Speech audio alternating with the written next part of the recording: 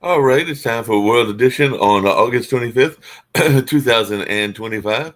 And of course, a lot's going on in the world, and we'll be talking about that here on this show and seeing what folks have to say about a number of the things that are taking place in the world and around the world and all along those lines. So, like I said, there's a lot taking place. More than a dozen people were killed in Israeli strikes on a hospital in southern Gaza, including journalists, according to what officials are saying. So, five journalists were among 20 killed in an Israeli strike on a hospital, and that was coming from Gaza officials and all along those lines. And it's terrifying. Thousands evacuate as typhoon battles Vietnam. So, Typhoon Kajaki lands in northern Vietnam, brings rain and high winds, and Vietnam has planned mass evacuations. China's Sana is shut, or Sanye is shut as Typhoon Kajaki intensifies. So definitely that is something that folks are talking about in terms of weather. And France summons U.S. Ambassador Kushner over unacceptable letter. So that is something that is going on as they are summoning him over some anti-Semitism comments and all along those lines. So we'll see whether these anti-Semitism allegations hold up or what goes on in that space.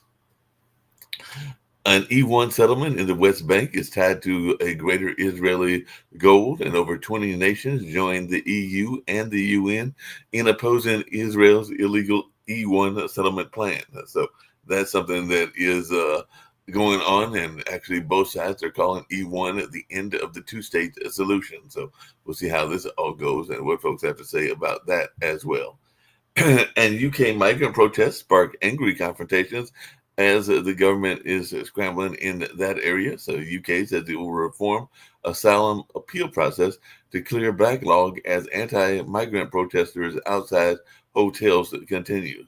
So scuffles and arrests as protesters across the UK rally against asylum hotels.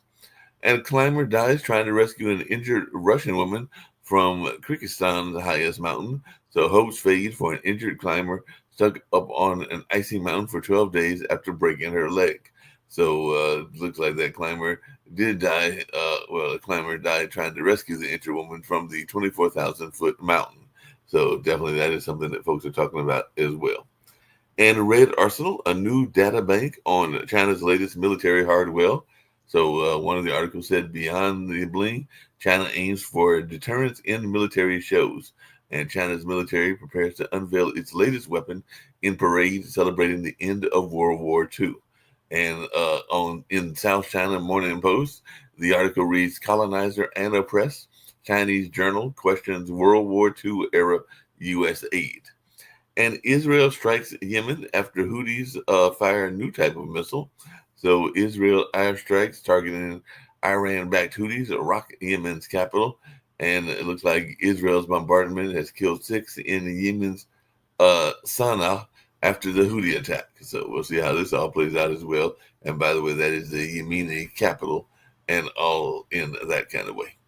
And the sole survivor, an Australian mushroom poisoning, feels half alive, and all along that kind of situation. So that's one of the stories coming out of Australia.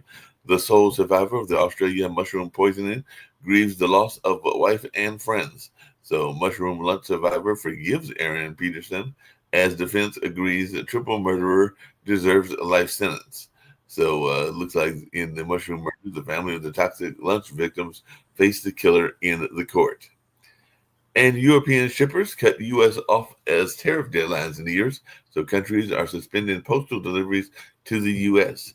Swiss Post to suspend U.S. goods shipment after the tariff crackdown to that area.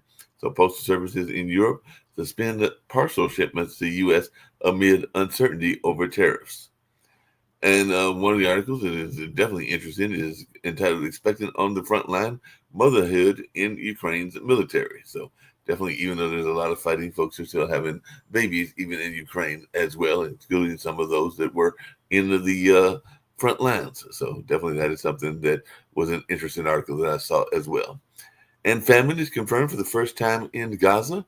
So, arguing over hunger in Gaza, kind of obscene, is what the UNICEF official is saying, and all along those lines. So there are folks that are upset about that and are definitely having their conversations in that regard. So definitely a lot going on in the hunger space and all in that kind of way. So they'll see what Rick's got to say about that story. He might have other stories as well. And doctors in Gaza say patients protruding ribs and bony limbs offer evidence of malnutrition. So after Gaza famine report, the U.S. is mostly silent and Israel is defiant. 4 Palestinians were shot dead by Israeli forces while seeking aid near Gaza City, according to what some witnesses are saying, as Israeli forces killed 4 aid seekers near Gaza City hospital, and witnesses say, and that was reported yesterday. And Ukraine and Russia trade drone strikes on Kyiv's Independence Day. So Ukraine drone hits Russian nuclear plant, sparks huge fire at Novatok's Oslaga terminal. And Russia says Ukrainian drones hit nuclear power plant during Independence Day strikes. So definitely there's a lot going on with these drones and the attacks in using that form of military. And IDF uproots thousands of West Bank olive trees after Palestinian shooting attack. So Israeli military uproots thousands of Palestinian olive trees in the West Bank, and IDF says mass tree removal in West Bank is being done for security. And Mark Carney praises Donald Trump's Ukraine peace push as he visits Kyiv. And in Russia and Ukraine news, Russia and Ukraine staged new prisoner exchange after UAE mediation, and that took place, it looks like, yesterday. So, Mom, don't cry, I'll be home soon. A Ukrainian journalist secretly held by Russia for 3 years is released. And Moscow says Russia and Ukraine exchanged 146 prisoners each. So there has been some prisoner exchange in that area. So we'll see what folks have to say about that. And North Korean leaders oversees new missile test, state media says, as North Korean leader Kim Jong-un supervises the test of a new anti-air missile. So North Korea test fires 2 new missiles amid U.S. South Korea military drills, state media say. And Ukraine and Hungary highlight tensions over a pipeline attack. So Ukrainian attack suspends Russian oil flows to Hungary and Slovakia. So definitely looks like Europe's fragile energy lifeline exposed by Ukraine strikes in Russia. So that is something that folks are talking about as well. An Irish rap group, Kneecap, defies objectors with Free Palestine chants at their Paris gig. And anti-Israeli Kneecap to perform in France in defiance of those objections is what folks were talking about. And they apparently defied critics as the Paris Festival show goes ahead. So they went ahead and performed despite being pro-Palestine in some ways and all along those lines. So that'll be interesting to see what goes on. And following Trump's lead, Netanyahu shifts strategy on ceasefire, even after Hamas apparently had agreed. So we'll see what goes on in this area. And Jasmine Crockett asks MAGA one question on GOP future and gets a shocking answer. So we'll have to find out what that is. And do they teach history in Ohio? J.D. Vance was mocked over war's end with negotiation remarks, and that is according to some. So J.D. Vance bungles basic history while talking Russia-Ukraine negotiations. The vice president claimed every major human conflict in history has been ended through negotiation. So that's what he was saying, was that every conflict has eventually been ended through negotiation and all along those lines.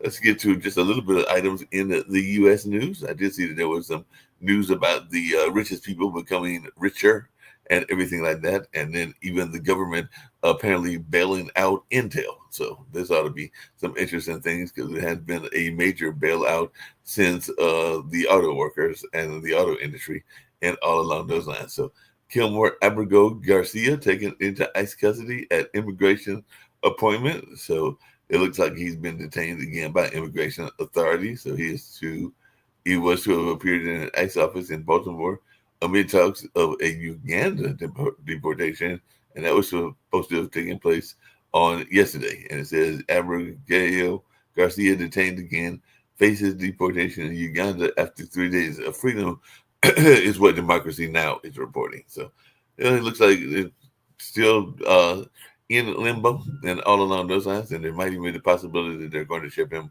to Uganda. And Trump's week shaped by a crime agenda, potential guard deployment to Chicago, and Illinois Democrats are slamming Trump's illegal plan to send the National Guard to Chicago, and Trump's ambition to take crime crackdown national will stoke tensions and legal showdowns, and all in that way. So, and Trump just signed executive orders aimed at ending cashless bail in D.C. and across the nation. So, the no cash bail might be eliminated. So, we'll see if folks are up in arms about that. And the first human screwworm case in years confirmed in Maryland. So, first human case of flesh-eating screwworm parasite detected in the U.S. HHS is allowing the FDA emergency use of animal drugs to combat New World screwworm and protect the U.S. food supply. So we'll see how this all plays out as well. And Trump threatens to send the military to Baltimore to clean up crime. So Trump threatens to send National Guard troops to Baltimore, D.C.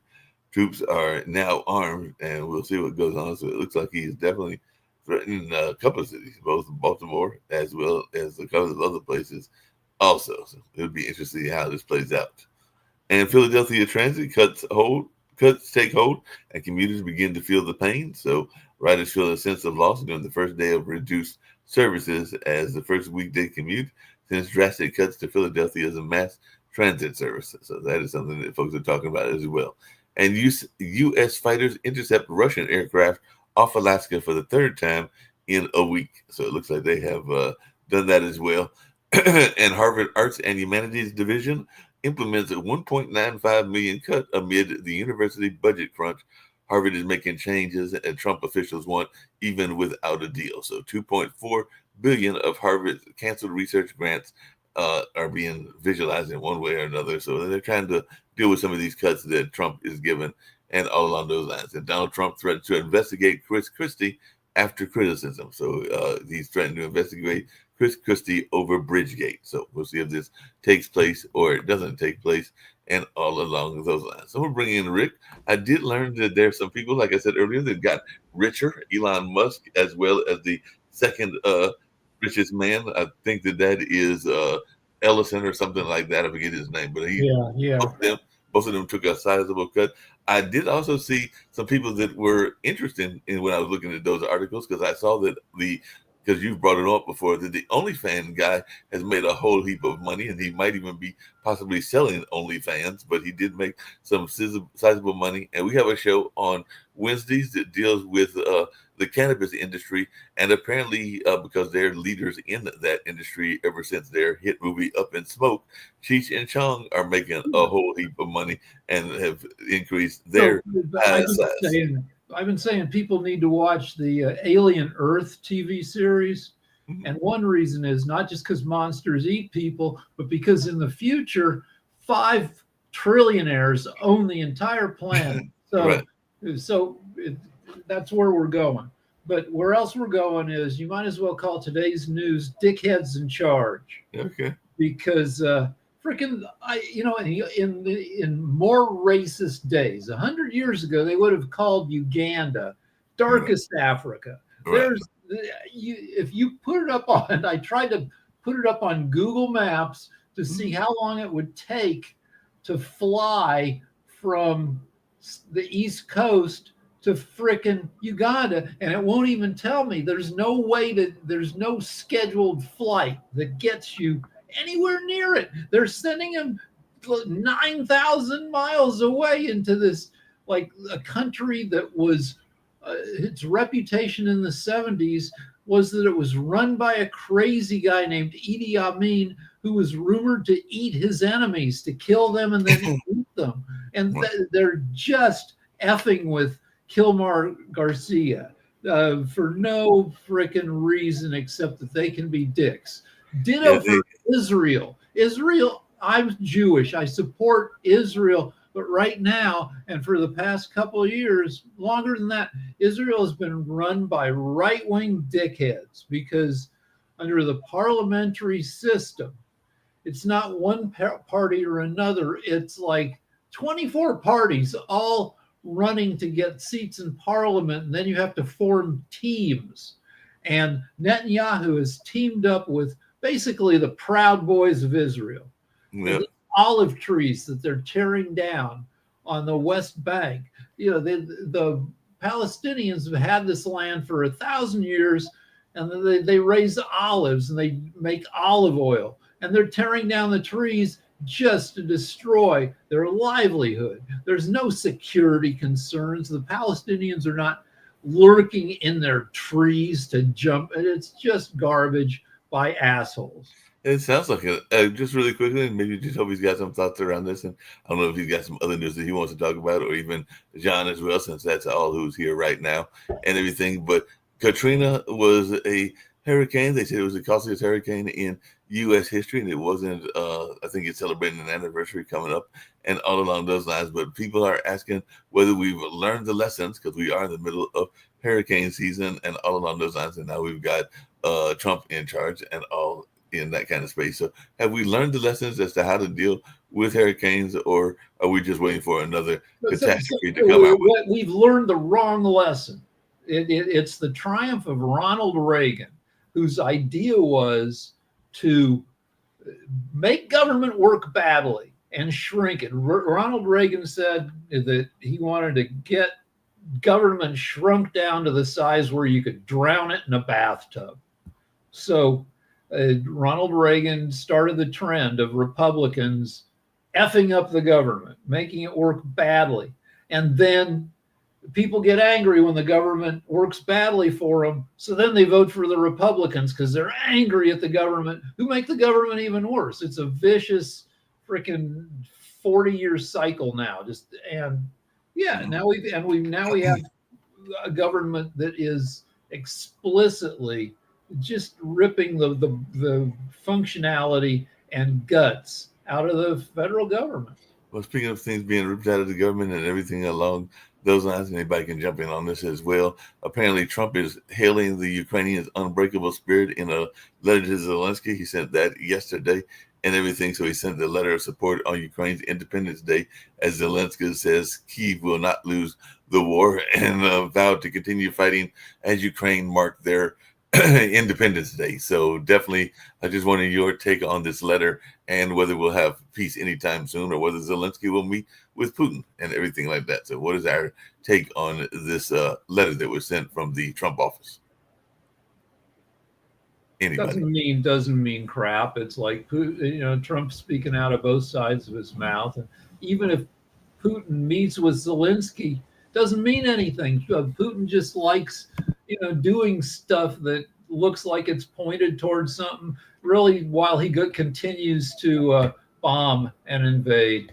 It's all garbage in the service of covering Putin's ass while he continues to do war stuff. Well, speaking of doing more stuff, apparently Turley is saying that the Maxwell transcript exonerates Trump and hits hard in Washington. So definitely it looks like she's got a break from her being able to say a couple of things, and maybe she was even saying that Trump wasn't as involved as people were speculating and everything along those lines. So what kind of sweetheart deal do we think that Ghislaine Maxwell got? Well, as if you've read the news reports, she's not even supposed to be at that prison. That prison is for white collar criminals who haven't done horrible stuff. And by that prison specifically bars sex offenders from being put there. And so they broke the prison's own rules to put her in a sweetheart prison where she can take yoga classes and go to work release and who knows whatever the F else. Yeah, who knows? Also, on the Sunday news shows, the Republicans picked Jim Jordan to go on and say, oh, well, Maxwell said that Trump was a gentleman, so he didn't do anything. Jim Jordan is a guy who's notorious, who, when he was a wrestling coach at Ohio State, the wrestlers there said, the team doctor is showering with us, and he's trying to jerk us off in the showers. He's doing sex stuff on us. This was the team doctor was taking 7 showers a day with the athletes for years, so he could do molest them in the showers. And at least 4 wrestlers went to Jim Jordan and said, "Hey, you got to put a kibosh on this molestation in the shower." And Jim Jordan did not do anything. So you've got a a sexual abuse denier defending the integrity of a sexual abuser. Yeah. Well, the other thing that I know that definitely one of our founders will be following and everything is what's going on with insurance and all in space in that way. So they expect health insurance prices to rise next year. Brokers and experts are saying, and health insurance carriers are requesting raising ACA premiums by more than 20% on average in Texas. And who knows, it might even go similar or other kind of rates like that in other parts of the world as well. Because it definitely says Minnesota health insurance premiums are set to rise in 2026, and definitely other states, probably New York and other ones, also will be raising. So how concerned are you about these health increase raises? Well, it'll be interesting to see in the next year whether people get mad at the right people about prices going crazy every place. And so I've heard reports that we're making a ton of money from tariffs, that it may reduce the federal deficit. But okay, which would be great if true. But prices are going to go absolutely nuts. And are people going to get mad at the Republicans for creating this problem? Or are the Republicans going to successfully bullshit people to somehow blame the Democrats? Ditto for rising healthcare prices. All this dysfunctional stuff is because we have a dysfunctional dude in charge. And we'll see. And they bullshitted America successfully in November of last year to vote against their best interests, and they might be able to pull it off again. They might be able to and everything, but we got the whole tariff conversation going on because apparently lower U.S. tariffs on EU autos are on hold for now, and the EU's von der Leyen is defending a strong, if not perfect, trade deal. So she was definitely saying that, and apparently they're even calling it a trade agreement bombshell, according to Automotive News. They're saying the U.S. and the EU, and this was reported before they did it, may accept each other's vehicle safety and emission standards. So it looks like they're even saying that in one of the articles, I think it was politics out of Australia, politics EU, political EU is saying Trump's deal threatens the EU's image as champion of rules-based trade. So it just so I don't know if you got to this, but Trump is going after foreign furniture now. Did you talk about that? I did not talk about this. He's going he wants to make American furniture great again by putting huge tariffs on foreign manufactured furniture. And of all the crazy shit he does, this might actually work better than some of the other crazy shit, because furniture, you can make furniture with just reasonable tools you might even have in your garage, as opposed to chips where you need to spend 7, 8, 10 years building a laboratory level ultra clean factory. So I don't know, maybe people will start making furniture in their garages, or little factories will pop up. I doubt it. I think it's more crazy bullshit to distract from Epstein, but who frickin' knows? It could be. Hey, Jacoby, what's your take on that and everything along those lines? Because I know that High Point, which is here in North Carolina, where both you and I are based at, is considered an international furniture capital and everything like that. So they would be some people that might benefit from this furniture move and everything like that. And it's been a minute since I've been to those High Point showcases, but I do know that they are very well run, and we have a very vibrant furniture community and vibrant furniture business here in North Carolina. But what's your take on that? Because High Point was one of the major furniture leaders. On him taking money from everybody. Your thoughts around the tariffs impacting the furniture. Trash. It's trash. I mean, I don't know any other way to put it. I mean, if you want me to make it sound more eloquent, his ideas around tariffs, and those tariffs themselves are raising prices and basically, I think we're paying about 20 to 30% of the actual tariff costs. Rick, correct me if I'm wrong on those percentages. And yes, the furniture items themselves are going to raise, and his attacks on, oh, we're going to bring it home. It's not that. He doesn't care. It's just he's a con man. So I'm sitting here, I'm looking at IKEA furniture here to wonder if the U.S. can compete. So I'm looking at a chest of drawers from IKEA where you might, keep your shirts, your pants. They got one called Storklinta for $100. Looks pretty good. They've got one that looks even better, Radmanso, for $200. Now, IKEA stuff looks good, made out of particle board. So you don't want to move it a bunch of times because it'll start getting all wobbly and stuff.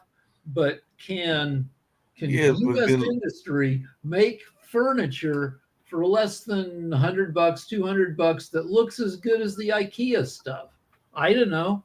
And I don't know either. Like I said, it's been a minute since I've been to the High Point showcases. Now, when I was there before, they had some very good-looking furniture that might match some of the furniture that came from Japan and some of the other places that make good furniture and all of that. You're not going to even be able, like, I collect some stuff. So if I want to buy a little brooch for my wife, a little piece of jewelry from England, now the price to get it here from England has tripled since COVID, where, it might have been $20 shipping, in 2020.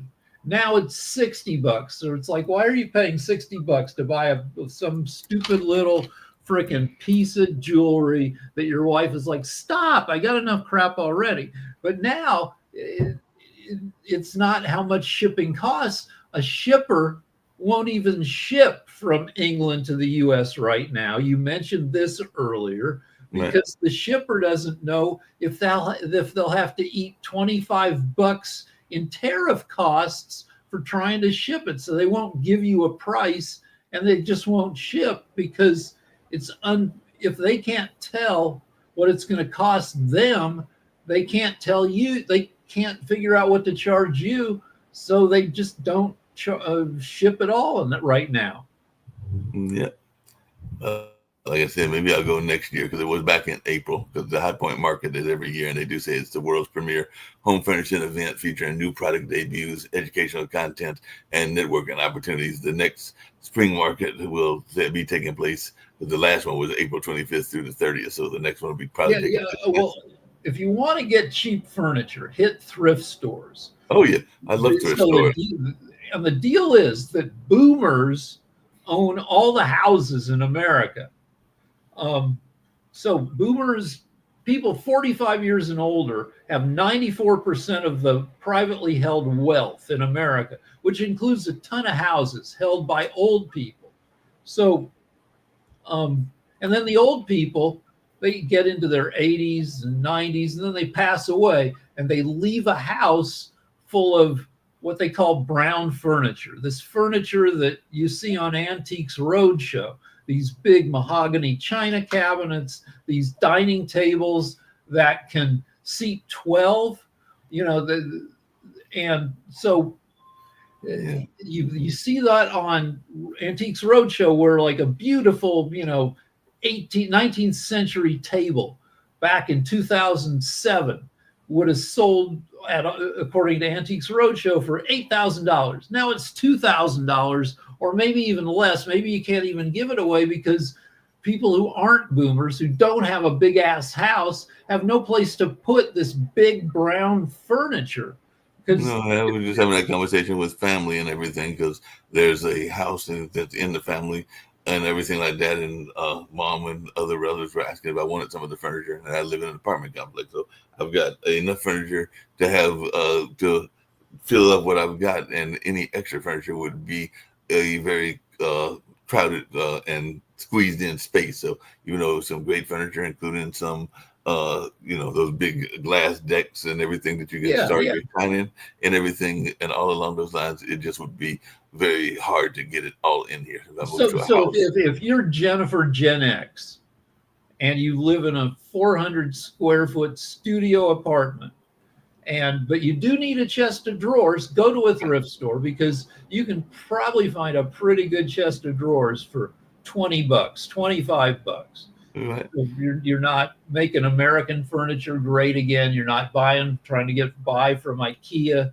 You're just, there's a And by the ton of way, just to get off the furniture topic for a second, I did want to say something about a part of what goes on. It's happened before, but I wanted to hear y'all's take on this.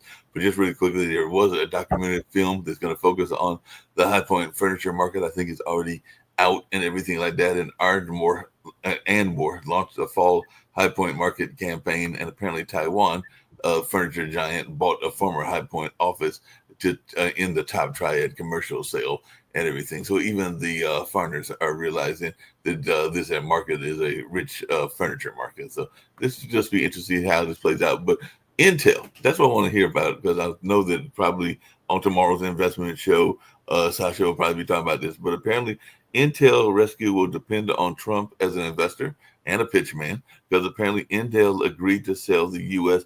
a 10% stake in its business. So the U.S. is going to give up, is going to take 10% of Intel. So what is our thoughts around this? Because this is the probably biggest government inflection of money since the auto rescue and everything like that. So I don't understand this situation at all. I haven't read up on it sufficiently, except that I think it may be like an outgrowth of. So Biden passed the CHIPS Act when he was president, which had many billions of dollars to try to bring, high tech to the U.S. more strongly.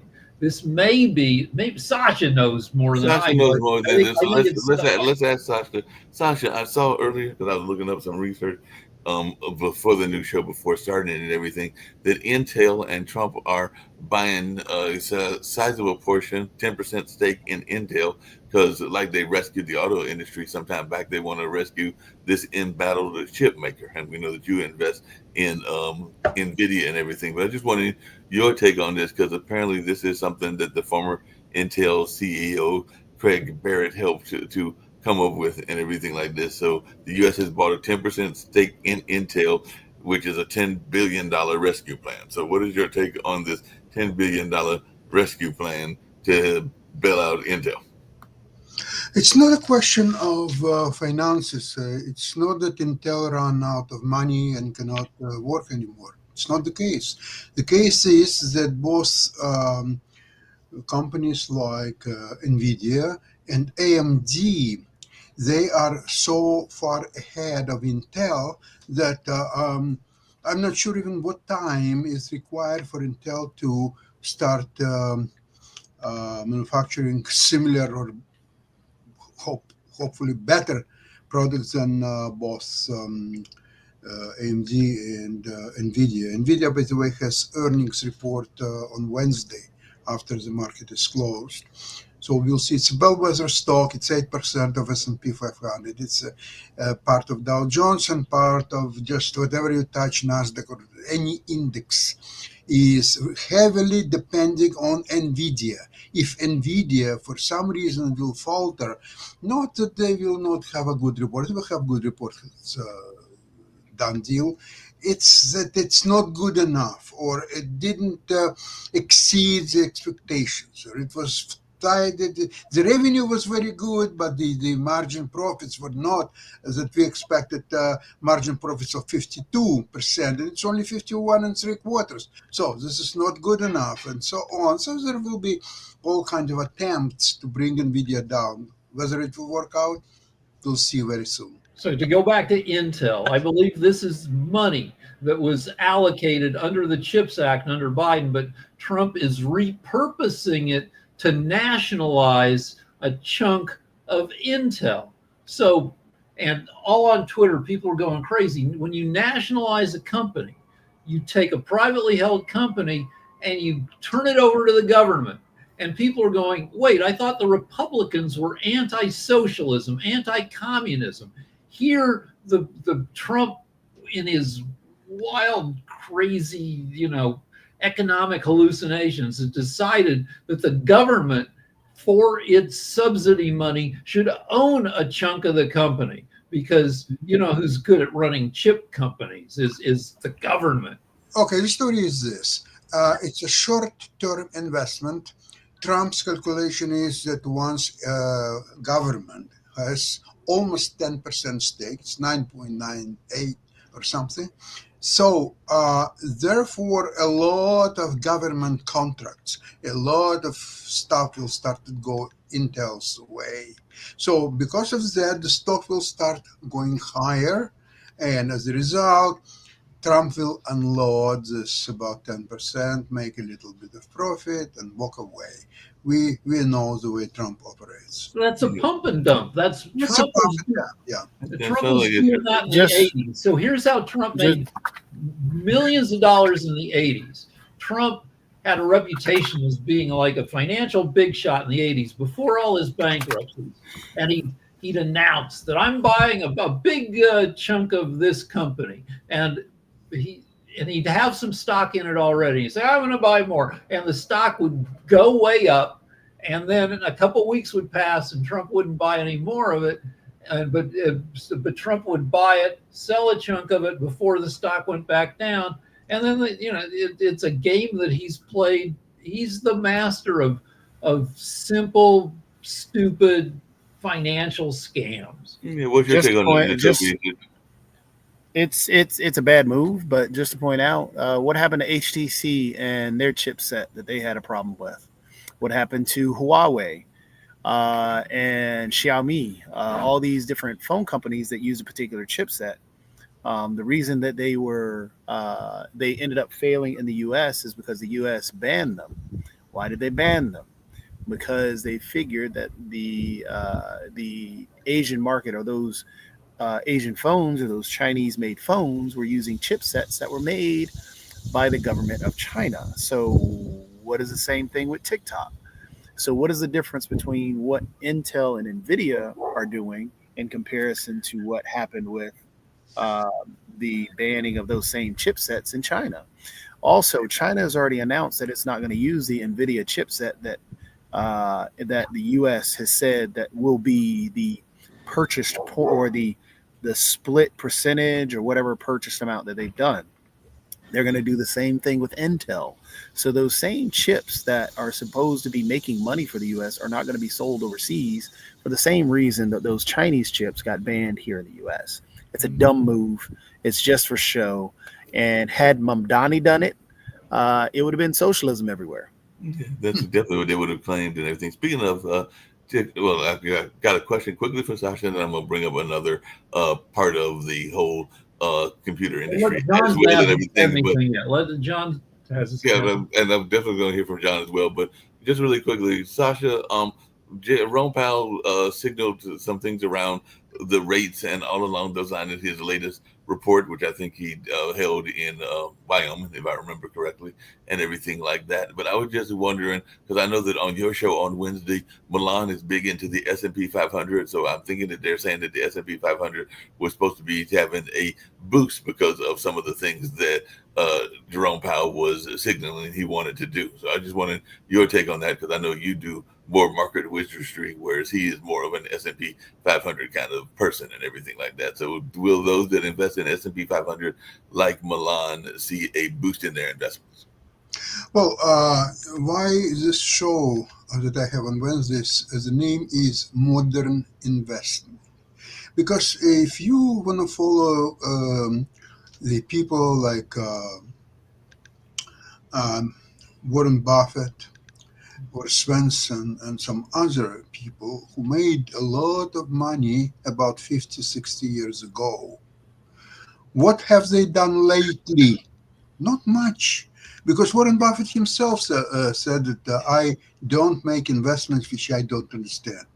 So he wouldn't invest in the cheap industries. He wouldn't touch Apple. He wouldn't touch others. Yet he purchased Apple and very quickly exited. Although the normal routine is that, Warren Buffett holds stocks forever. He buys and never sells. Look at his situation with Apple. He bought and very quickly sold, and sold way before Apple really started to go higher. He sold it at $170 a share. Apple today is what, 220, 230, and may could go higher than that too. So in a modern investing, you have to understand the structure of S&P 500. S&P 500 is dominated by five giants, starting with NVIDIA. It's a Netflix. It's all super strong high-tech companies. Now, NVIDIA alone has 8% of all S&P 500, whatever it goes higher or lower. It's all based on 8% of NVIDIA, but also other 4 or 5 high-tech stocks, very well-known names like Meta, like Google, like Microsoft, and well, you know all the stocks. I don't have to tell you that. So if S&P dominated by this 5 handful of stocks, so you can imagine that if S&P went, let's see, these 5 stocks made up so far this year, they're up 30 to 40%. S&P so far is 7-8%. But if you will subtract these 5 stocks from S&P, you will see that all the rest 495 stocks are garbage. They didn't go higher at all during this year. Actually, most of them are lower. So then why would you bother? Instead of buying 5 top stocks of S&P, you will buy all 500, including this 5, but also 495 garbage stocks. Why do you need to do it to yourself? Because you, in the camp of Warren Buffett and some other gurus who lost their touch with the real markets a long time ago. Yep, that makes sense and everything. I'm waiting for John to come in. It looks like he's having some technical issues and along those lines. But in the meantime, while I'm waiting for him and everything like that, what is our take on the TikTok? Because it does look like there's going to be another extension. Every time you turn around, there's another extension and everything like that. And I do see John's got his hand up. So if he wants to answer that or answer any other questions, you were there. So John, it's on you. Yeah, so back to Intel. So Trump pressured the CEO of Intel about the CEO's involvement with Chinese tech firms. They had a nice little meeting, and that's how they came up with this equity deal, where the states, the American government now has 10% stake in Intel. It's that simple. The CEO wants to keep his job. That's it. Yeah, that makes sense. Rick or anybody, what's the take on this extension again? Because what is this, like the 3rd or 4th time that we've had an extension on TikTok of getting a U.S. investor and everything like that? Because every time you turn around, he's talking about another extension. And I heard that there was another one coming down now. So anybody want to tackle TikTok in this extension? Which my buddy? wild guess is that when you have a president who's confused about stuff, I mean, you know, I'm 14 years younger than Trump, and freaking I'm confused about him. You know how grandma has a hard time operating the remote control.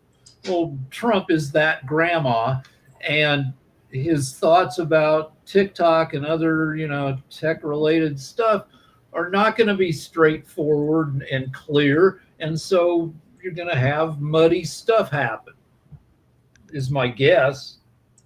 Yep. What's your take on that, Toby? In terms of the which one? The delay on TikTok again. It's just going to boil down to whichever one of Trump's friends or Trump's associates has going to bribe him with something. That's all. I mean, Trump is a guy, you can't get him even to wear pressure socks to stop him from having cankles, which are dangerous in a guy his age. He's like, there are all these pictures now of Trump with very swollen ankles.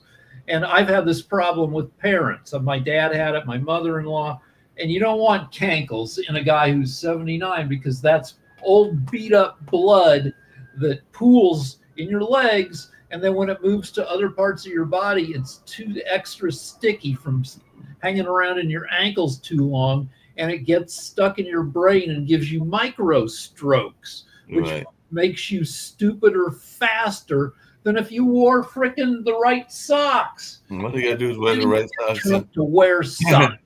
Can't get them to wear the right sock. Hey, and I know that hopefully this year we'll bring it back and everything. Gamers Den, I know you still do some stuff every once in a while on your own, but in terms of a show, it's not been there for a while. But I just wondering, apparently, Jacoby, Mario fans are upset because we got a major birthday coming up. And I remember playing this game as well, but they're worrying because there's nothing planned for Mario's 40th birthday. So, Mario Brothers was 40 years ago and everything like that. So what's your thought around this? And will we see a party somewhere or another for Mario's birthday? Because even Open Critic was saying that fans are starting to worry that there's nothing planned for this iconic character. Nintendo's biggest character. They built two. I think they're in the process of building a third, but 2 theme parks are built around him. Movies have been made about him, and people don't think that they're going to celebrate Mario.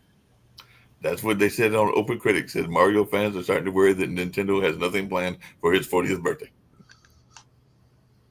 Yeah, they're going to celebrate Mario. So, okay, but this is Who cares? There's a real trend in the future where if you look at science fiction from 60 years ago, it predicted a very clean, orderly future where, rocket ships landed on Mars and very clean, clean-cut astronauts get out and they have, adventures and stuff.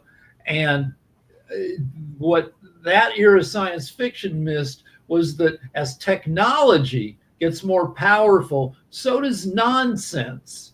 So we live in a world with increasingly powerful technology and also in a world where OnlyFans, made possible by tech, means that we have as many porn models in America as we have doctors, and more porn models than we have cops. That's a scary thing. I'm going to repeat what Sasha would probably say about this conversation. Who cares about Mario's 40th birthday? Who cares? There's a lot of people that care about cultural. Wait, Sasha himself has a comment here. Actually, I've looked a little bit closer to this deal between U.S. government and Intel. There are no new money are coming Intel's way.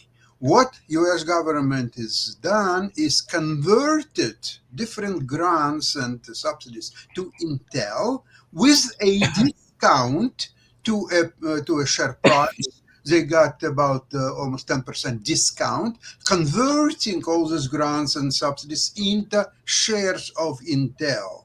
So thanks to the discount, there is a certain downside protection, but not much. The way Intel operates, being so much behind its rivals, will be even more emphasized down the road. And I don't think it's a long run. I think it will be done in the next few weeks.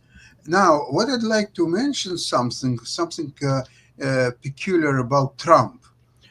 I saw the interview with the person, I think Dr. Wolf, who was working with Trump during first administration. Mm-hmm. Now, what he is saying is that why it is so extremely to work, never mind influencing Trump. The man doesn't read. He doesn't read even headlines, never mind any text. Nothing, whatever you put in front of him, he's not going to read. So therefore, all communications, all information that the US president must have from time to time, agree? It has to be performed orally. So somebody has to tell him, work with him, you say he says, you say he says. The moment you say something that little bit would irritate him or would not be 100% in agreement with his beliefs, he will punish you severely. He can actually get you out of the room, never come back again in the next 6 years. he can expropriate his property, he can destroy his family, he can do anything. So therefore, you can see easily why no person can contradict whatever Trump says, whatever he believes, whatever he's doing. So Yeah. my wife was after me for months and months to get a hearing aid because I've lost a little, and she said her fear is not that I can't hear what she's saying, but that my brain, what turns if you are deaf long enough, your brain forgets how to process auditory signals, right? So you need the hearing aids. Your brain keeps getting those signals. What Sasha is saying is that Trump, in his old age and extreme laziness, has lost the ability to process written information. He can't sit down and even read a one-page summary or even the headline at the top of the paper. So people have to put on little plays like they're freaking in third grade. Except that it's not evident that he ever had that processing ability. It could be that he never had this ability at all. So the guy has been elected twice, or if you believe that Biden stole election 3 times, by American people who cannot read, who cannot understand anything, and who can only say, "You're fired." That's all. You're hiring the idiot complete. Oh my God! Yeah, I hear you, Sasha. Hey, I got a question for Rick. You brought it up, and you brought it up a couple of times and everything. But apparently, this very popular site might be getting sold because there's a billionaire owner and everything. So Leonid Radvinsky, I'm not sure where he's from and everything, but he earned more than 1.9 million a day from the site in 2024. So that was every day he got 1.9 million dollars. But the parent company, Phoenix International, paid him a record 701 million in dividends, according to corporate filings that were shared by the company on this recent Friday. And now they're saying he's earned some 1.8 billion in pre-tax dividends since buying the British startup from its founder, Tim Stokely. We're talking about OnlyFans? OnlyFans, and they're talking about it, they're being sold coming up very soon for a $8 billion purchase and everything. So there's a consortium of investors that are going to buy it from the current owner, which is this Leonid Radvinsky, who has definitely made a fortune off of OnlyFans. I mean, it's like Uber Eats or DoorDash, but for your butt. Basically, it's democratized. It's a gig. It's the gig economy, but if you have filler in your lips, or if you look good in a thong, 1.1 million OnlyFans models are merchandising their butts. And that's what they're saying. They said OnlyFans exploded from a niche website into a massive platform where influencers, celebrities, and many sex workers earn cash from content sales and fan subscriptions. The number of creators posted on the site leapt 13% last year to 4.6 million, and the number of fan accounts jumped 24% to 377 million. So I guess the question I have, and I wish Nick was here, is does Pod TV need an OnlyFans account? And if so, how would we get one of those and everything along those lines? Because this seems to be where the money's at. And how would we get an OnlyFans account? Because we don't have one right now. I know where we're at. First, we need to see how each of us looks in a thong. Yeah, I don't think I would look that great in the thong. I'm not sure about Sasha or Jacoby either. So we might have to find some. Yeah, and I have no butt. I'm like some guys, when they get old, their butt goes away. And yeah, I haven't had a butt in years. So yeah, that's not going to happen. Sasha has a comment. Okay, it all will happen as soon as Pod TV will get competent people at the top. If it's not going to happen, then it will die slow death. But thanks to few enthusiasts like ourselves who are coming here every day for an hour talking about all kinds of nonsense. Other than that, it will die, and it's not going to last long.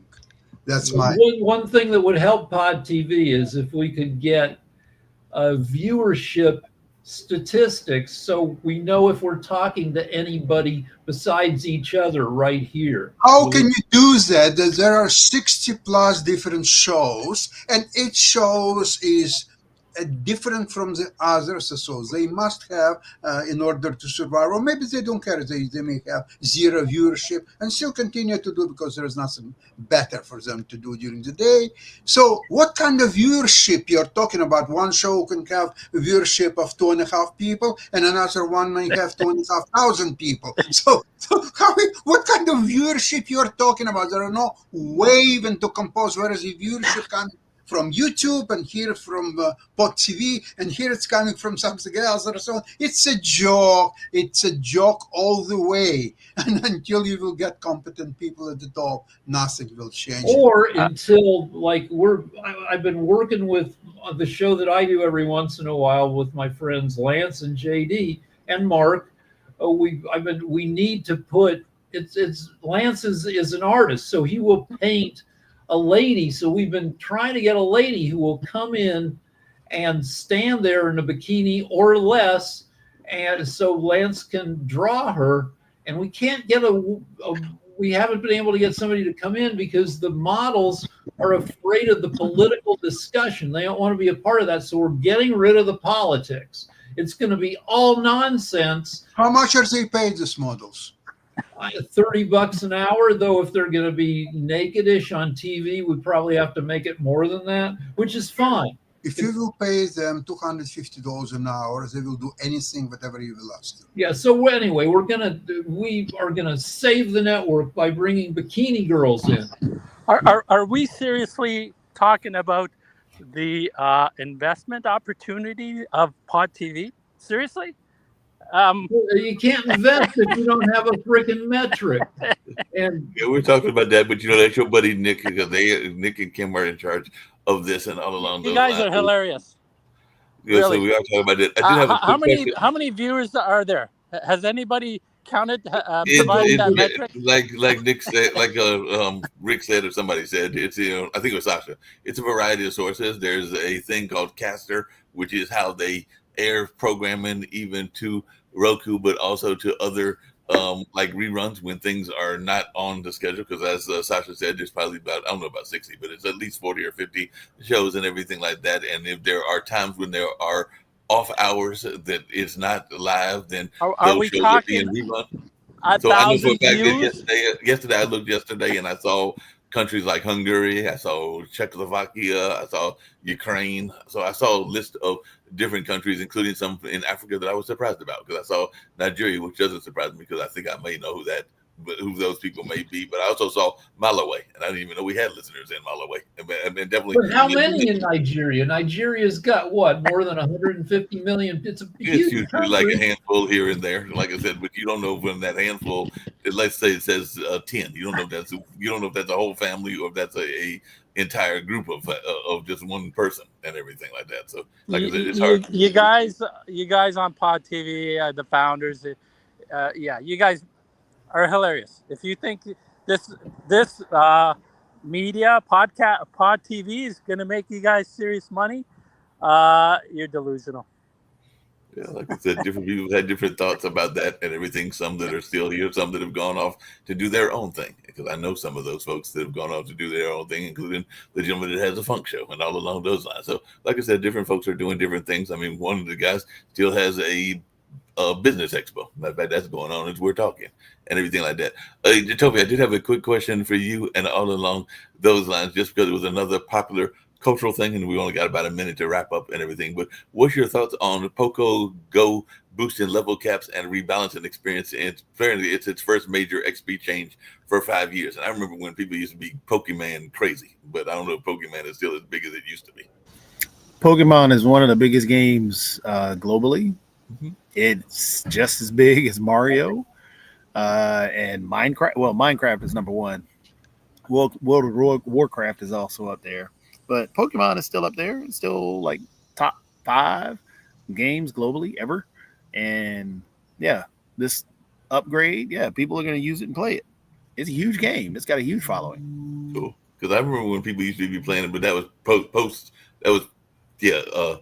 pre-COVID, when people were out in the community playing it regularly and everything. Is there Economics Monday today, and then media? Yeah, I'm going to get the Economics Monday. Our founder should be over there with Yeah, I didn't get any links. I may just go back to bed, but Can you he sent send out the me a link. link, Mark? He sent out the link, and I can send it to you as well. all Send right. me a Thank link, you. please. Yep, get ready to do this right now in this show, and then I'll send you all the links for economics and media. Okay, Thank you. No problem. thanks. Y'all have a good one, and we'll see you in a few minutes on the Economic Show. Thank you.